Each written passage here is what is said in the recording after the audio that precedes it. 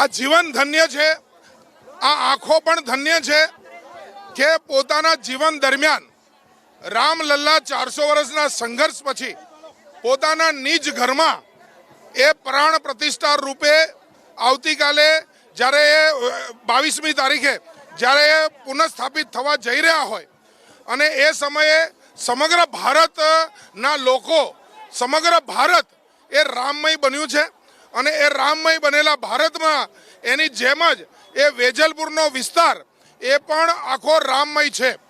આજે રામ લક્ષ્મણ જાનકી જય બોલો હનુમાન કી બગીની અંદર સ્વયં રામ ભગવાન એ નગરચર્યા ઉપર નીકળીને આશીર્વાદ આપવા નીકળ્યા છે।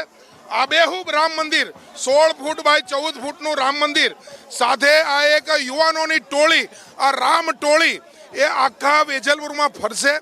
જે ખુશી છે એ અપરંપાર છે। આવો જીવનની અંદર આવું ક્ષણ મળવાનું નથી। માનનીય નરેન્દ્રભાઈ મોદી જ્યારે આ પ્રાણ પ્રતિષ્ઠામાં એ અયોધ્યાની અંદર એક અમૂલ્ય ઘડી એ આખો દેશ આંખ ભરીને જોઈ લેવા માંગે છે।